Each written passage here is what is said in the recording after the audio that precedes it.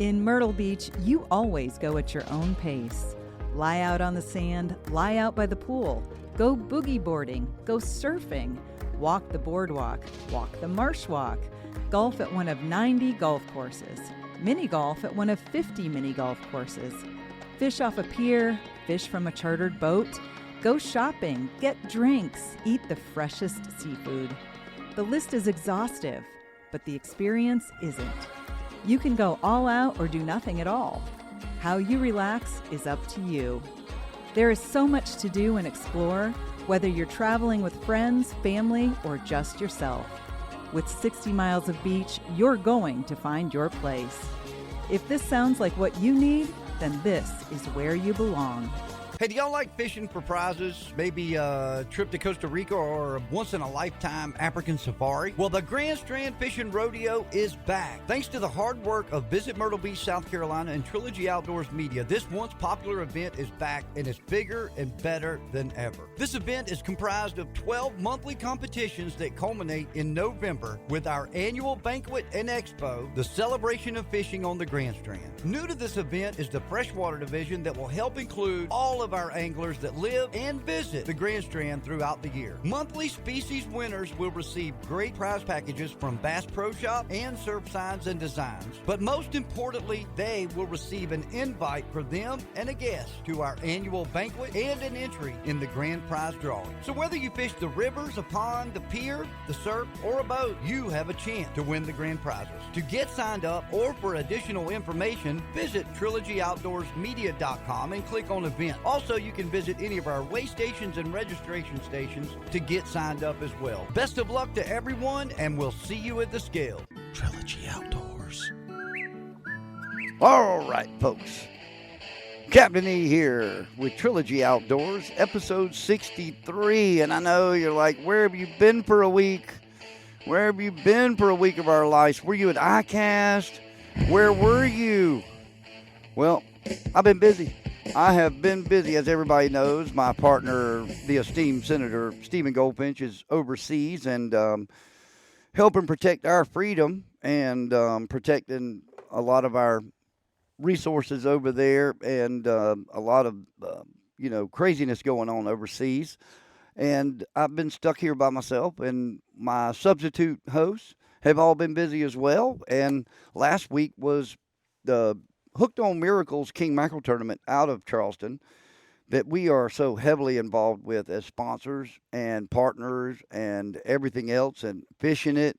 And we were busy with that, getting ready and heading down there with the family and had an incredible time. We did, and I'll tell you, if you want to next year get involved and do something great for the children at the Children's Hospital, the Shawn Jenkins Hospital there at MUSC, come on and hop on board with us at Hooked on Miracles. We look for volunteers for everything from Thursday nights, captain's meeting, Friday night, sponsors dinner, Saturday nights, weigh-in, and everything in between. And we appreciate every single sponsor that came out this year and helped make this event an incredible success. We want to first congratulate the one and only Billy Freeman and Team Freeman Boatworks, our partners, on a third victory in the Hooked on Miracles. And Billy turned right around after accepting the $20,000 first place prize and handed it right back to the tournament committee. And a true sign of the person that he is and the fact that he feels pity for kicking all our butts every year. But the fact of the matter is this: Billy has got the fish figured out. No matter what method he's using, whatever he's doing to catch these fish, he does it good. He does it better than everybody, and it's working. Say what you want. I can go back. Several of us have had this conversation. Big name king mackerel fishermen, from Brian Baxter, Lucas Williams. We've all had this discussion. A lot of it has to do with intel. A lot of it has to do with keeping your mouth shut. A lot of it has to do with fish consistently show up in places when they should be there.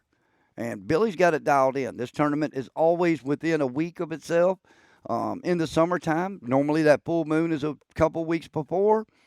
So you really run into the same scenario every year for him. And obviously the fish continue to be at the locations where he has found big fish. And congrats to him. And we can't thank him enough. We are probably going to be, at the time of recording, we still have not completely done all the numbers and money and everything else, but I believe we're going to be right around $180,000. That is incredible, incredible, and can't speak enough of the Hooked on Miracles crew and all the work. There you go. There's some applause for them. Can't say enough for all the work that they do that they put in. I mean, literally, we are going to be getting together in September this year to plan for next year. It starts. I mean, it's almost a 12-month process anymore, and a great time at the captain's meeting and at the awards and at the sponsors dinner. We had Cher and Zelda, two of the dogs that we have funded through Hooked on Miracles, out there. And I made a comment to a friend of mine whose child spends quite a bit of time at MUSC in the Children's Hospital, and made a comment to him that, it's great that I've got this picture of my child with both Zelda and Cher.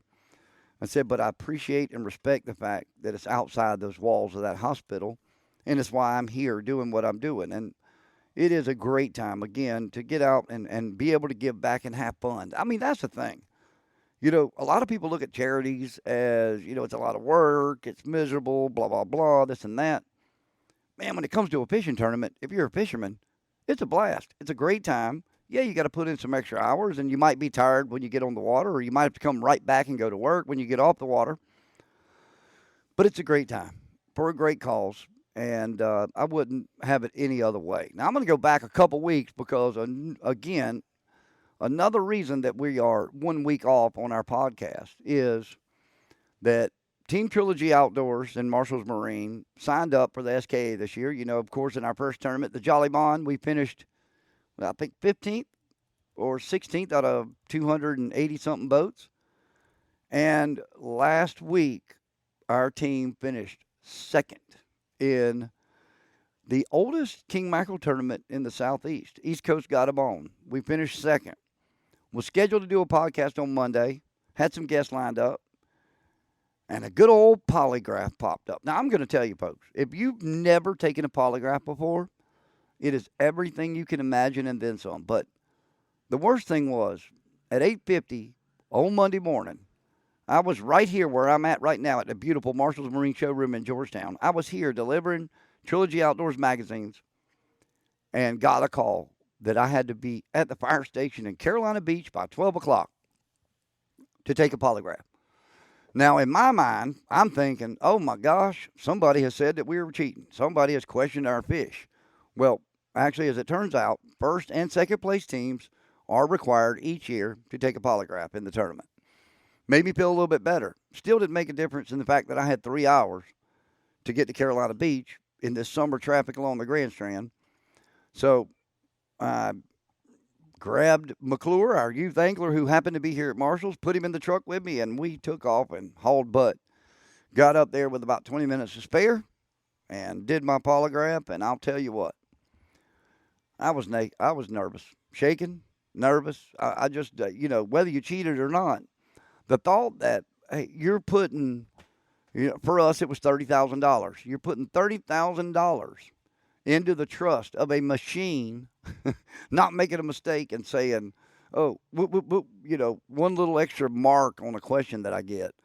But I was told that I passed with flying colors, as I should have. We did nothing illegal. The only, I'm going to talk a little bit more about the tournament, how it went for us, where we were, what we did, and everything else. But we didn't do anything illegal, not at any point in time in the tournament. We even had legal baits. All of our Spanish mackerel that we used were of legal size, and I always make sure that when I'm catching my bait, when I'm going to vacuum seal and put away Spanish mackerel, they're always going to be legal. Bluefish, we did not have over the legal amount of bluefish in the boat, so nothing we had done. We were way in bounds, so that wasn't an issue. It was just, your mind starts thinking. It's like, oh, what did I do? What did I do? What could somebody have assumed? Now, we could talk about the fact that we did have some motor problems on the way to the scales with the big fish in the boat. And I did get some pictures of our partner who got gas all over him, jumping in the water to rinse off. And as it turns out, that is completely within the rules. There's nothing illegal about that. He didn't grab anything and put it in the boat or take anything with him. So, or nor was he traveling from my boat to another boat. He just jumped off in the middle of the ocean to rinse gas off of him so that he wouldn't hazard on the boat with us who smoke. So it is what it is. But we had an incredible weekend. Again, the East Coast got him on. I think it's 44 years old. The tournament is run incredibly. That tournament committee up there does a great job, and it raises money for the fire department there in town in Carolina Beach and Curry Beach. And, they've raised tons and tons and tons of money. But they have an incredible setup there. Carolina Beach, if you've never been there, as we make our way down to the marina there to weigh in at the weighing location, it's almost like going into an arena. You got people from both sides of the creek there hollering, "What do you have? What do you have?" and wishing you luck and everything else. And it was great. And of course, the tournament's a 2-day tournament. You only weigh one. You can weigh 3 fish a day for aggregate, and also that is for the charity. That helps the charity. What that does is they sell those commercially. They're able to take those fish. North Carolina still allows it. They take all those fish and turn around and sell them to a fish market right there across the street from the weigh-in, and that money goes to the fire department. So they've raised a lot of money doing that. So they do a 6-fish aggregate, which we didn't know about, and I'll tell you that later. We did not know about, and we had a substantial lead after day one where we had weighed a 34.6, 33.2, and a 28. We had a really good position sitting in that aggregate going into day two. But day one, I'm going to talk about it real quick. Beautiful morning, woke up and hit the inlet, stopped over, had some bait in a couple different pens, grabbed our bait, hit the ocean, headed due south down to where about half the boats were from the tournament were fishing. And we had our lines in the water. Both days we were counting down for 6:30. Put our lines in the water at legal fishing time, and let's see, the first day I think we had a major we were coming out of a major there at around 30 minutes, within 30 minutes of the lines in, and we got lines in the water. That's our priority. Captain Lucas is a huge, huge, huge believer in the majors, as I am as well. We got our lines in the water. We had mullets. We live mullet, some incredible ocean-going mullet that we caught 2 days prior, moving along the beach. We got lucky and caught those at the jetties there in Merle's Inlet. We got those out, and we had a Spanish out. We trolled around, hit this reef first, and caught, I think maybe that was where we caught our first fish. It was like around the 33-pounder we caught it. Got it in the boat. We knew it was a decent fish, and we knew it was worth the ride because we're looking for SKA points as well. It was gonna be the fish that made us take the ride anyway. Got lines back in, and I'll just say, there was maybe 13 to 15 boats right there in that area fishing. Everybody catching fish. It's really fun now to watch these big boats. When you see a guy on the bow, they got a fish on. Like we were talking about, you could really fake people out if you just go stand on the front with a rod in your hand. Boats will start to come to you. It's just it's natural habit. It's what happens when they see you up there and they think you're on fish, so they want to start coming to you. So if you want to pull people away or mess with people, just get up on the bow of the boat in the King Mackerel tournament. So we moved up. We went up and started following the tide line. Anybody that's never done that, what that is you'll get a really definitive tide line at Cape Fear. You get a little bit of one in Charleston, but you get a extremely defined tide line in Georgetown. You got 5 rivers dumping in. Anybody can name those 5 rivers. Hit me up at trilogyoutdoorsmedia@gmail.com. Name those 5 rivers. I'm going to get you a Trilogy Outdoors Media hat. So hit me up with that. I'm not going to tell you the name of the rivers, but we do have 5 rivers dumping in right there. And it creates a lot of brown water. And so you got that mixing with this incredibly blue water that we're having right now. And it was a beautiful defined tide line. We started working that along with, the rest of the pack.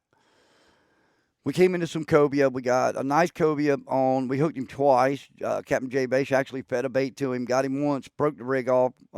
He swam back up to the boat, put another bait out. He hit it, and we had him on for a while. We took our time fighting him, and we should have tightened it up, but we got some sharks while we were doing that, and we caught our smallish king, doing that we put in the boat, 26 pounder, whatever it was, 28, and then we moved to another area where we actually the day before had seen a ton of bait when I went hunting for bait, and it's really not a known area, but there were quite a few boats there, and if anybody has fishes with me, you know that in a tournament, I absolutely despise fishing in a pack. I hate it, even though I know that most of the time the fish are going to be where the pack is. I hate it, despise it, whatever. And there were a lot of boats at this point in time in there. We moved in, got up in amongst them, and we actually stayed outside of them. We watched a huge fish sky, and we knew we were in the right area. So we gave it a little while, didn't do much. We switched up baits, did some other things, maybe changed some rigs up to some top secret stuff, and we had, gotten everything set back up, and we're making a troll, and all of a sudden it just goes off, and it is turns out being our 34 pounder, and took us a while to get it. And Lucas made the best comment to Jay. Lucas was fighting it on the bow, and he looked at Jay and he said, "This fish has had every opportunity to get off. We got to get this one in." And it was from different scenarios, where the hooks were and everything else. You'll lose a lot of kingfish that way. Main reason being is obviously you're using really small hooks, and a lot of times when they, pounce on the bait and hit it, they don't get the hook in their mouth. They get it inside their head, somewhere along the body. So you really got to fight it. Loose drag, and I'll tell you, a lot of people lose that patience with them. But a real big kingfish is going to take you a while to get in if you fight it the right way. Again, that skin will tear quickly. Those trebles will rip out, and a lot of times broken heart. So took our time, got to it. Captain J. Bache, the most incredible gaffer that I have fished with, stuck the gaff in it real quick, threw it in the boat, and we knew it was bigger than the one we had. So that solidified our long, I'm trying to remember, 98-mile trip. 98-mile trip one way per weigh in. Hang on one second. All right. Well, my guest, who is going to be joining me in a little bit, is on the way. But any rate, we had watch. I'm sitting here. Sorry, I'm messaging him back. We had a 98-mile trip, and it took us, I want to say, maybe 2 hours that day on Saturday to get up there. Ocean, again, stayed beautiful all day. We were blessed. And actually, we got lucky. We really only hit like one little rainstorm. And in the summertime, you know how that can go. Here, you are going to hit a thunderstorm in the afternoon. I don't care where you are, what you're doing. You're going to see one. You're going to get near one.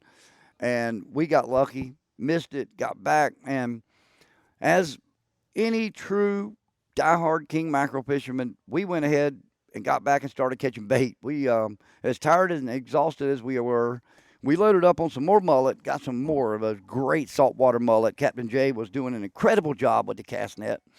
Got some of those incredible mullet, got them loaded up in the bait pen for the next morning.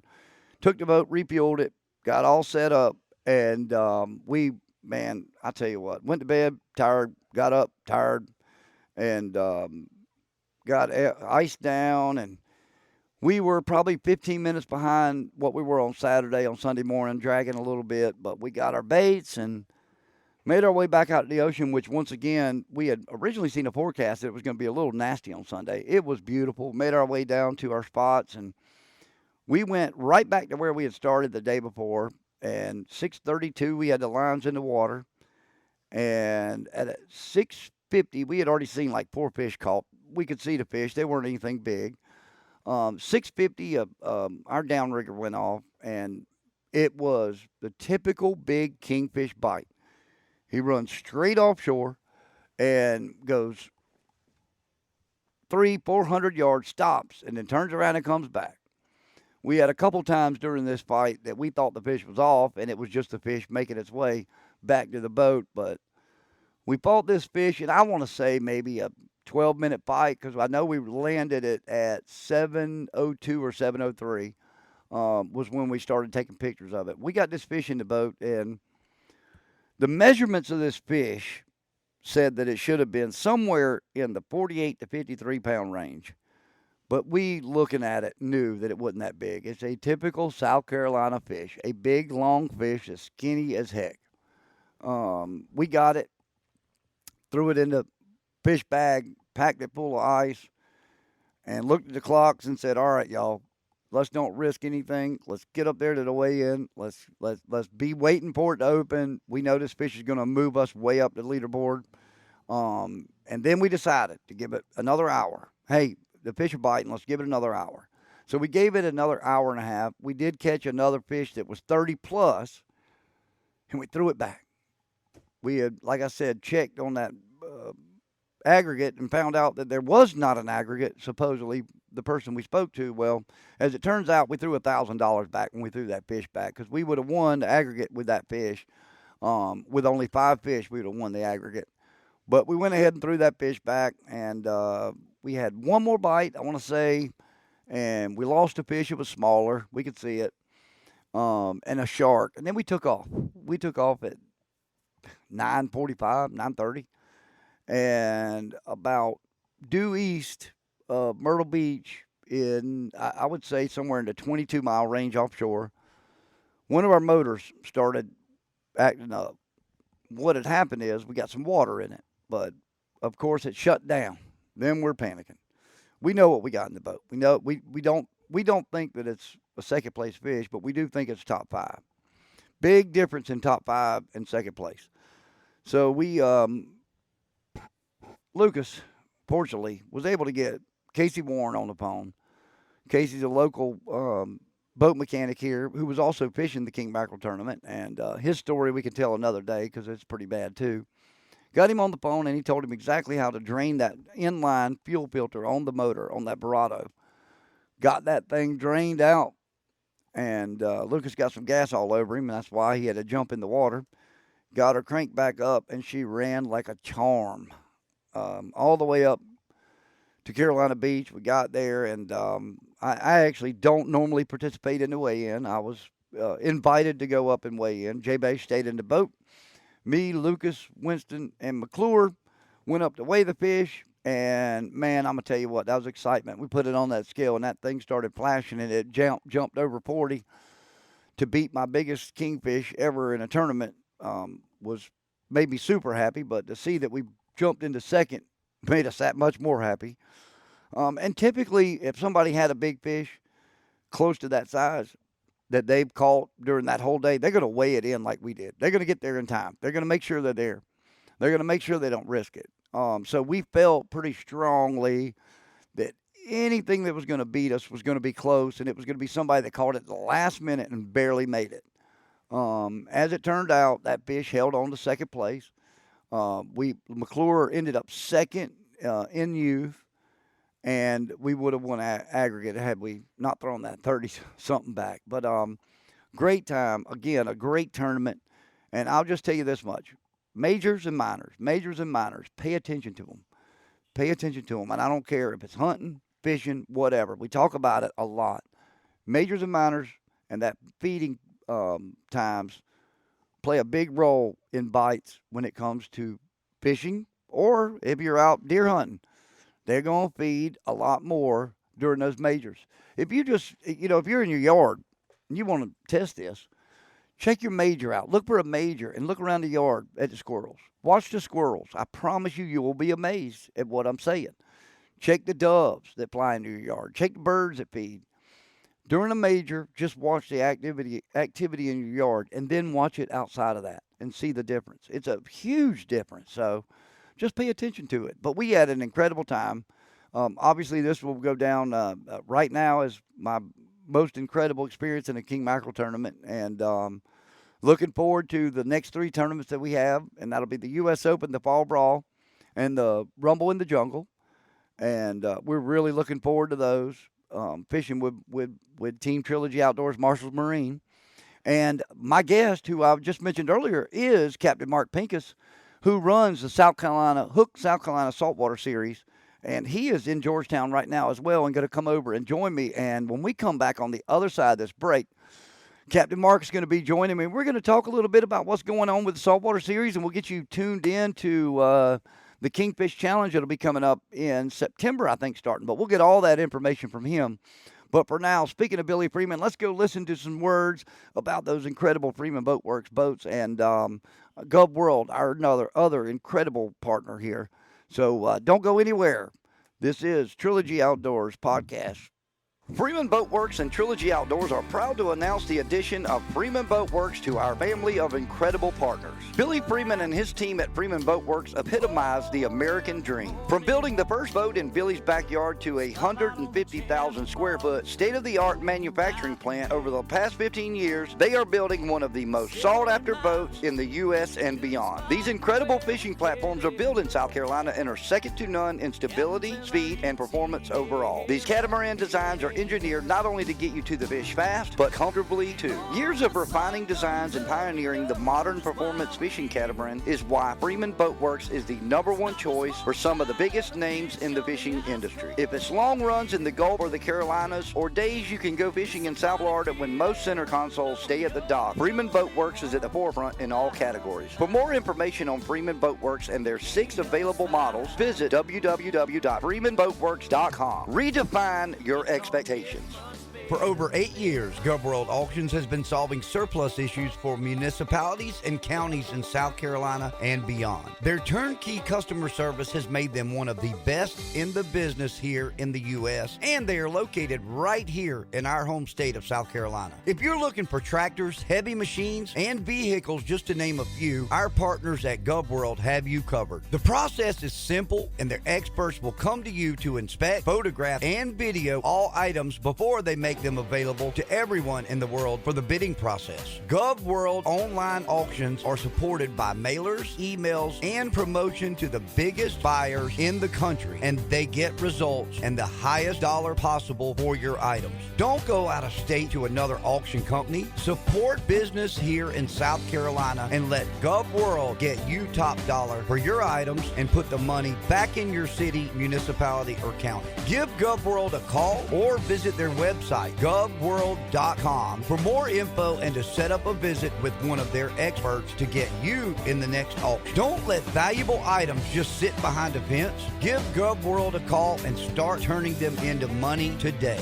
Recently, Senator Goldfinch and myself were introduced to Healthy Cell and their incredible line of products. Stephen started on a regimen of taking Focus and Recall after each daily workout to help his body recover from the physical demand of a workout and to help boost his focus and brain power that he needs on long days on the Senate floor. For myself, the last few years, I've been struggling to get the recommended amount of vitamins and nutrients in my body due to decreased appetite. When I was introduced to Bioactive Multi, I was excited to start a daily regimen that I felt would help my performance both on and off the water and would give me more energy to get through long days and increase my productivity. With Bioactive Multi, I know that I am getting the FDA daily recommended amounts, and with the mixed berry flavor and the ease of swallowing, my body is able to absorb these vitamins, minerals, and antioxidants through the proprietary gel format that Healthy Cell has created. This allows my body to quickly absorb and start using these valuable nutrients to help me get through long, busy days, just like we all go through in our daily lives. Go visit healthycell.com/trilogy and use our promo code TRILOGY, all caps, to receive 20% off of your first order and start living a better life today. All right, folks, we are back here at Trilogy Outdoors Podcast, hanging out at Marshall's Marine here in Georgetown, South Carolina. And like I mentioned, my guest, Captain Marc Pincus, has now made his way over, and we're sitting down and we're going to talk a little bit of Hook South Carolina Saltwater Series. My friend, you have come up with and started an incredible tournament series that, I've started participating in the last couple of years, and man, we love it, buddy. We love it. Yeah, it's a good time. It is a great time, and I tell you, again, I know when you came up with it, setting up these long extended periods of dates to choose from to go fishing, you did it to keep everybody in mind, and that is the guys in the 22 footers, the guys in the 42 footers. You got plenty of time. And I mean, real quick, just tell everybody real quick about the tournament series, how it works, and I think you got 3 a year, right? That's correct, yes. So we got 3 tournaments going on. We got the SC Wahoo Series, the SC Mahi Series, and the SC Fall Classic, which is coming up here in September. And teams that sign up for the SC Wahoo Series in the very beginning have an opportunity to sign up for the Hook Team of the Year points race. And I think we got about 40 teams doing it this year, and they get a chance to collect valuable points where they finish in each event. And at the end of the 3 tournaments, whoever has the most points will be the team of the year. And that part kind of came to fruition a couple years ago.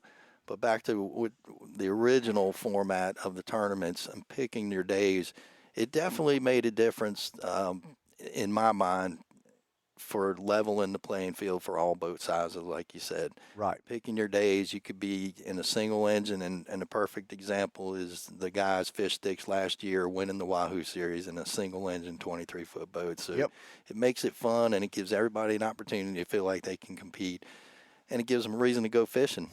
Yep, because there's a lot of money in it. Between Calcuttas and different things and the general tournament, there's a lot of money out there to be won. There is a lot of opportunity to win money, and it's been spread out, so it's not always one team winning it all, which is really nice. Right. It works out well.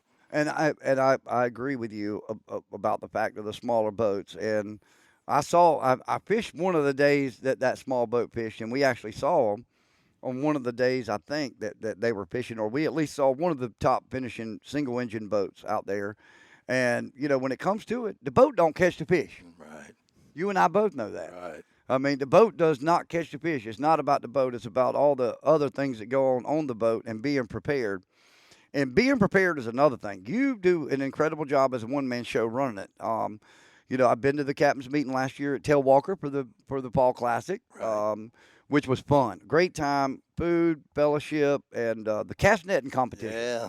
We're bringing that back We're again bringing this year? it back, yes, sir. Good. Because Scott Flanders says he needs to redeem himself. He does. He had a good throw. He looked did, good. but he forgot what he was aiming at. That's correct. He Yep, forgot what he sure was did. aiming at. Yep. And I think Jared Floyd made it down to the last couple. He did. I heard your name years and years ago through Jared. Jared obviously became addicted to king mackerel Yes, fishing. he did.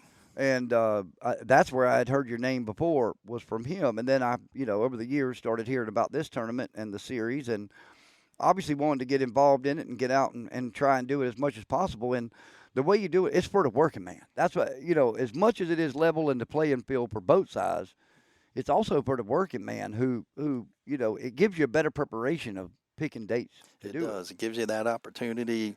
It's not overly expensive to get in. We keep our entry fees down. You don't have to get in all the different TWTs, but they're there for you. But it definitely, and that's just because that's who I am. I'm a blue collar scrapper, charter boat captain. I love fishing tournaments. I've always been the guy that's got to count the budget and make sure and go into these tournaments to compete.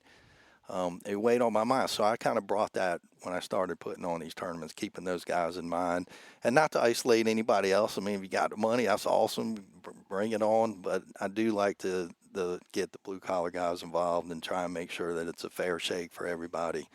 And I think we're getting close to that. I think we're doing okay with it. Amen, and I think you're doing a great job with it. And you just mentioned the guys that like to make a check, and the first day of the Carolina East Coast got them on, we had to make a decision. We had a 98-mile run. We had to make a decision on, and with SKA points, we had to make a decision on a weight that we had agreed as a group, as a team, to take the chance and eat that $300, Right. $350, whatever it was in fuel, to get there and back. Right. And the first day we ended up in ninth place with that fish that we went up there and weighed. But it's tough when you're, you just said it. You're a blue collar man like we are. A David Perry, who very respected in the world of king mackerel fishing. That's right. Ran into him at the landing the second morning of the beach of that tournament. He said, "Man, I had 2 fish as big as yours. I threw back." Oh man. But he said to me, he said, "I'm like Ricky Bobby, baby. If you ain't first, you're last." Right. And he said, "If you see me at a scale, you know I'm gonna be in the top 3." It's gonna be a good one, right? And I respect that. But the other thing is, we have a boatload of guys who work for a living and work hard, and every dime matters. So we were trying to scrape out a check Absolutely. in some way, shape, or form. So we made that trip, and that's what it's all about. And I screwed up in your tournament. I'm gonna say we screwed up in the Dolphin Series. So we paid the entry for we're members of the year end Right. the hook You guys thing. signed up, correct? And our dolphins that we did not choose to weigh on the first day that we fished would not have made a difference. It wouldn't have. They wouldn't have. But where we screwed up was I had a partner on my team who overslept. And I don't know if you remember the day that I do. undeclared. I do. So he overslept. And Nick, I love you and I know you listen to it, but here we go. So he undeclared. So Lucas was nervous. He only had 3 people on the boat. And the guys he had with him only wanted to go schoolie fishing. So he said, "Man, I just hate to go spend a day schoolie fishing instead of going dolphin fishing." So he texted me at 4:45, whatever time it was, and said, "Hey, go ahead and undeclare." I was like, "Okay, you sure?" "Yep, undeclare." So that's when I emailed. And this is another thing I love about the tournament. So here we are. We had that option. If the weather would have been bad, we undeclared, and we've got plenty of other days. Well, that's great. Except Lucas goes out and catches a 28-pound tuna. And we were in the tuna Calcutta. Right. And if I'm not mistaken, it was 23 or 24 that won. That's correct. Yes. And if I'm not mistaken, it was somewhere in the range of 8,000 to 9,000. It was in the tuna It was Calcutta. up there. Yes, sir. So Nick Lopes, I know you're listening. We'll expect you to be paying for a lot of next year's tournament if you want to be on the boat. But anyway, seriously though, we did. That was a mistake. Yeah. I mean, it was a mistake. And I wish Lucas would have never stuck that damn thing on a scale. Right. In reach has become popular. It has. And, the whole time he's out there texting me, great decision, great decision, great decision we didn't do it. They had caught like 13 that were all under 10 pounds. Wow. And then he texts me back, got a big tuna, still a great decision. Not thinking that 26 pounds was going to win. Right. It would have ended up winning, and, of course, it would have. So, yeah. But in reach is great. And the other thing about your tournament, regardless of the fact that you've said everything, you set so many things in place, pieces of the puzzle, to deter cheating, Right. which unfortunately we have to worry about. Right. I mean, you do. You deter cheating, and I'll tell you that it seems to me that's pretty fail-proof. Between the satellite, the GPS check-in Right. in the morning, at the jetties when you leave. What else is it? We take a picture of that. Then you picture of the fish on the boat Fish, that day. correct. You don't need a hand signal. You know what days are, Right. and all that. And you still got to have that picture from the dock leaving. So Yeah. all those are, again, another fail-proof way that keeps it, trustworthy. I mean, if somebody's going to try and beat the system, they're going to figure out some way to do it, and they got to live with it. Yeah. I mean, there's rumors I hear about some other tournament that, those are the people that got to live with it. Yeah. Even though they passed a polygraph, so be it. So you have any experience with polygraphs? I do. All right. If you are an inconclusive, which is, I heard there's a fail, pass, and inconclusive. Okay. Inconclusive, I was told that they cannot disqualify you for that. So I haven't come across that in Okay. the short time that we've done it. It's been straight up fail. Straight up pass. We've had one issue over the years with a fail, and it was a legitimate catch, and very unfortunate for them. He handled it with grace and class, and I totally respect how that went. So I don't have a lot of experience with the inconclusive, but I'll be honest with you, I haven't had a lot of red flags. I mean, I That's really great. haven't. Seems like folks are really genuinely on the up and up and trying to enjoy it and have a good time. But you got to have those things in place to keep that From happening. atmosphere. Yeah. Especially when you're talking that much Yeah. money. And it's really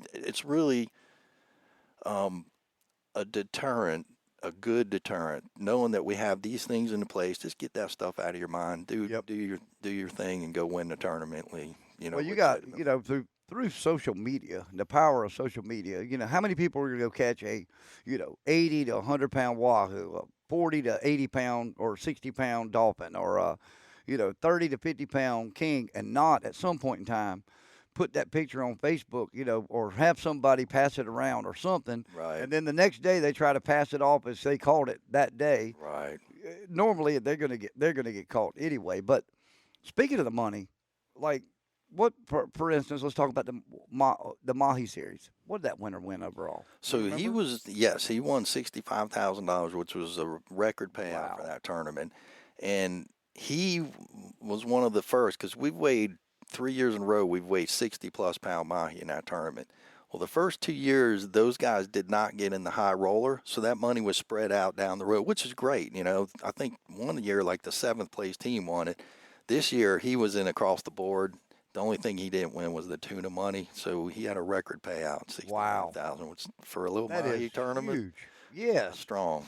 that is huge. And again, the investment is very affordable. If you comparatively speaking to any other tournament, definitely affordable. Absolutely. And I think, and the fact that you're not getting told, hey, you got 2 days to go fish. Right. Go have fun. I Right. don't care what the ocean is. Right. You got to go fishing.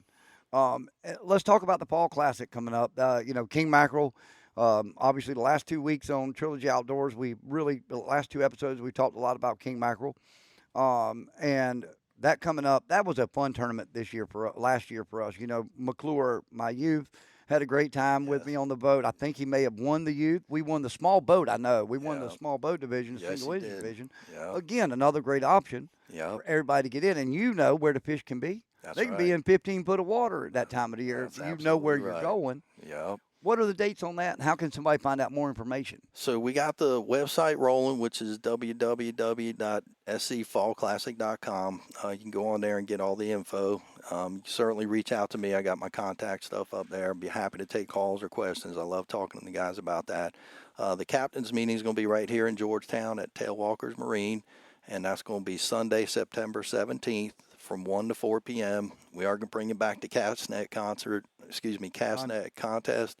And we have a lot of great sponsor prizes that we give away. We're going to do some good cooking and have some great southern food for y'all to enjoy. A fish day starts on September 18th, which is the next day, goes on through October 27th. I did extend it a week this year. We were just tweaking things over the couple of years, and we're going to give you an extra week, which I think is pretty cool with that bite going That off could in happen there. October. Yeah.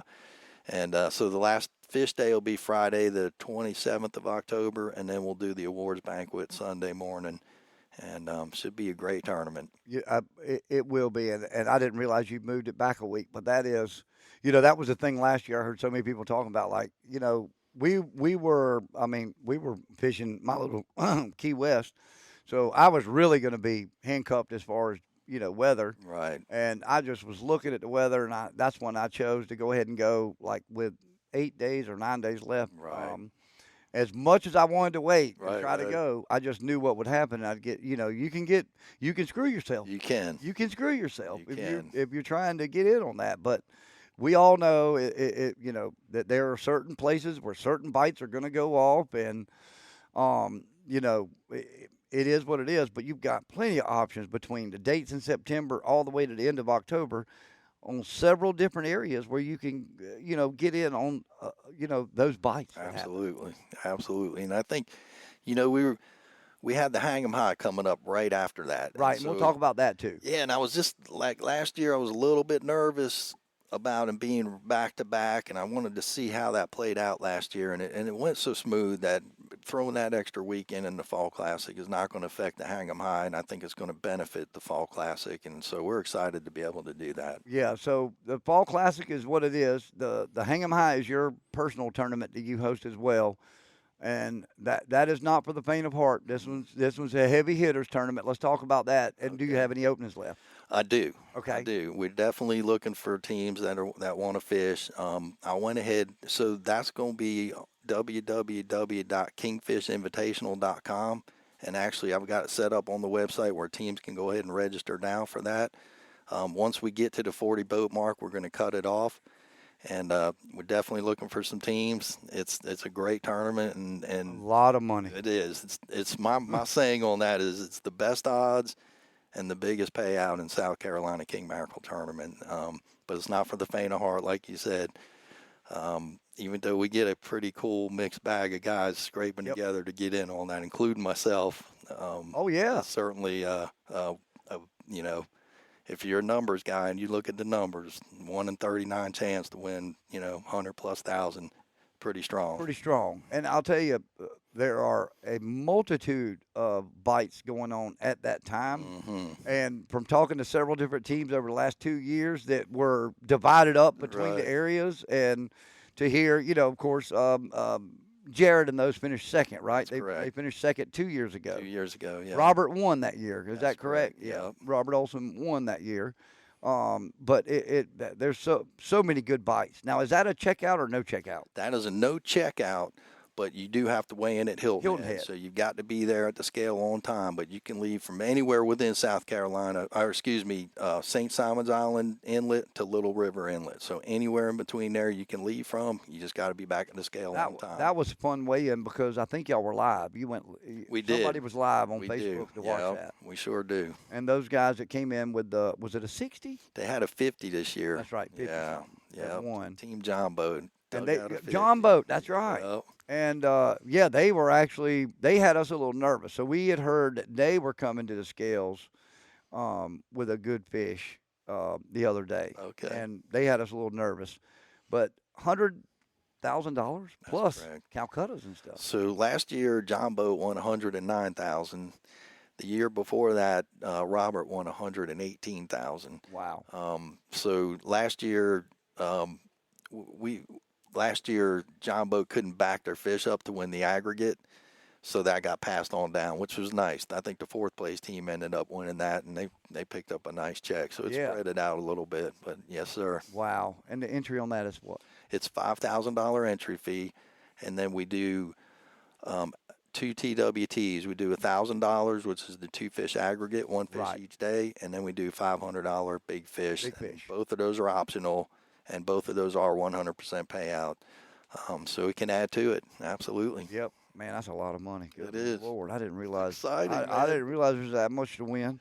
Yeah, I know. So if you, I'm going to share all the information on all his series on our social media stuff, and we're going to put them on our calendar on our website as well, so you can get all that information. Now, let's talk about your charter business. You're based out of Hilton Head? Based out of Hilton Head, that's correct. And what's the name of your business? It's Reelin' Charters. Reelin'. Yep. Reelin'. Yep. And that's the name of your fishing team? What's the name of your fishing team? That's my fishing team, Okay. Reelin'. I never knew what your fishing team was. Yep. Because, I'm one that I fish all my tournaments if I run them, like my Spanish mackerel tournament, and I fish them. I have somebody else handle the weigh-in. Right. And I think that as long as we, as tournament directors or whatever, are not touching the fish or making a decision, Right. that we should all be allowed to fish. Brant McMullen has set that standard for it. years. I mean, I don't know what he would do if he didn't get to fish his own tournament. He'd probably go stir crazy. He would. But I think it makes a big difference and having somebody else to handle the weight, handle the scales, and you do your thing. And we should all be, part of our excitement is because we love fishing. You said it earlier. Yes, sir. I mean, and those are the people that are going to run tournaments the best. Yeah, I love it. I've got the passion for it. I didn't realize at the time, but when I was fishing all those tournaments back in the day, SKA, FLW, all that stuff, at the time I didn't realize it, but it was preparing me for my career as a tournament director. And it wasn't anything planned. I started doing them, and it started taking off, and it really did. And I think it makes a difference. I hope it makes a difference in a couple areas. One, that when you meet me, I'm a competitor. I'm a fisherman. I still fish hard to this day. And I'm not some guy sitting behind a desk running tournaments that might, I've been in the trenches with y'all for years, and I love to bring the things that I like about tournaments to our tournaments and get rid of the stuff that I didn't like and try and make it work. Right. So I'm biased because it is me, and as you said, but I really do think it makes a difference in how we're succeeding with these tournaments and keeping the fishermen in mind and finding that correct balance, man. Well, and the one thing is when you're talking about a fisherman or most of us that own boats, let's just say an average of $150,000 or more boats. A lot of us have egos, and it's hard to appease everybody. That's You correct. can do whatever you want to. If you try to appease everybody, you're going to fail. It's very and it's going to difficult. piss people off. I It mean, you're does. going to piss people off. And guess, the best thing to do is pretend to be a duck and just let it fall right off of you. Yeah. That's all you can do. Tell you, the one thing that's helped me with that is just being consistent, man. Consistent on your decisions with the rules, consistent, not changing things midstream, just being consistent. And so if somebody disagrees with you, you've got that track record of being consistent. And, you, like you said, you're not going to make everybody happy, but I think that helps a lot in tampering it down, I guess, if you Yep. will. Yep. And the other thing is, I mentioned the satellite phone thing or the inReach thing earlier, is the Right. sat phones have become extremely popular and a lot more affordable. And, the one rule is you can't text Mark from your sat phone. Don't try to text him from your sat phone. It will Right. not count. That's correct. You got to be in cell service. And That's trust me, correct.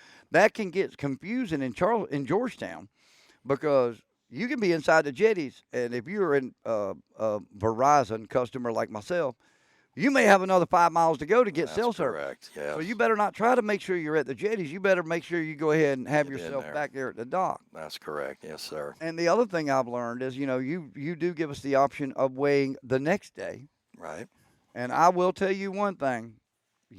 Fish lose weight. Right. Regardless how bad you want to pack them in ice and do whatever you want to Right. and keeping them, they lose weight. And I would suggest if you catch your fish, get to the dang scale and go weigh Yeah. that thing. Don't give it the option because it cost us the last Charleston Harbor Resort Marinas camo tournament. Right. Lucas and I 4 ounces. Oh man. Lost by 4 ounces, and that was a tuna, wahoo, and dolphin combined on our Right. second day. Our 3 all came on the second day. Wow. So we waited to go weigh them, and 4 ounces. Yeah. And 4 ounces happens overnight. Yeah, It does. absolutely. 4 ounces happens overnight. And, what do you, real quick for somebody like myself, what is your best tip for somebody on fish care? Handling of fish, the best thing you can do to handle it. How important are king bags? So I think they're absolutely critical. And I'll tell you, I say it at the captain's meetings. The fish bag, taking care of your fish is so important. I always point to the leaderboard. Look at the tents and tents and tents where it's costing thousands and thousands. So what I recommend is, get your fish boated, get your fish picture, and get him in that bag. Not bags of ice on him, but get him in the bag and pour the ice on him. One fish in your bag only, and put that thing away. Don't pull it back out at the dock to take pictures. Don't throw it on the dock. I hope my guys are listening. Keep going. Yep. You got to handle it with care. So I've seen so many pictures. I'll give you an example, and I don't mean to pick on anybody, but we had last year, not this year, but last year we had several 100-pound fish weighed in the Wahoo series. Yep. One of them would have been a 100-pound fish. The gentleman rolled up to the scale. He had 2 fish in the bag, a lot of water, a lot of moving parts, and it was like 99.8 or something like that. That would have, and not that it would have made a huge difference in where he finished, but you'd have been in the 100-pound club if you'd have taken care of that That's fish, right. or if you'd have weighed it the same day.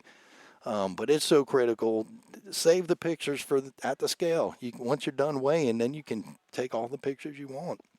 But when I see people throwing their wahoos on the dock and throwing this and that and hanging them, you're losing weight. You're losing weight every time. It is. I mean, so you're talking. Kings got slime on them. Yep. Wahoos have slime on them. You're washing it off. Every little bit of that counts. It does. And ounces. You just said it. Thousands of dollars to an ounce. Yep. When it's factored in. It can be. And I was asking about the king bag thing because oh gosh, what's his name? I know he's involved with you too. Matt at Sea Angler? Huh? Matt at Sea Angler? Yes, Matt. Yeah. So Matt and I were talking down at Hooked on Miracles, and So we ran into an issue during the East Coast got them on where we didn't have a measuring device. Okay. And we didn't have a scale.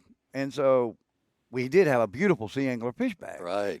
And we were like, dude, can you do a ruler on one? And he said 18 years ago, whenever his first bags all had rulers on them. Right. And he said people just never made comments about how much they liked them or this or that.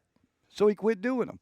So now he's like, all right, I'm going to do something. So I actually talked to him about getting a kind of a custom colored bag made with a ruler on it so that we can have that, because we had no scale, no nothing. And what we ended up doing was taking a smaller fish measuring device and doing fish line so that we could get a girth and a length. Right. And that, that formula actually comes really close. It does. We were really close. Right.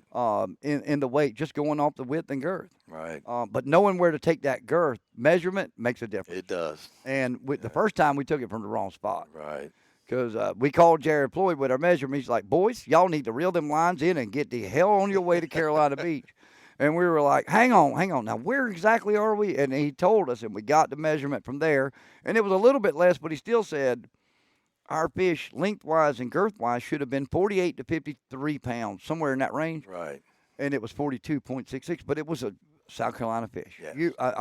It was long, Yep. and it was skinny. And it had some skinny. Yeah. All right. It ain't up there eating all them big old North Carolina pogies and bluefish, Yeah, That's right. But it was a small fish. But, man, I know you got to head back down south, and I want to thank you for taking the time to come over. I'm super excited. I got my tournament buckets because, I escaped the last captain's meeting.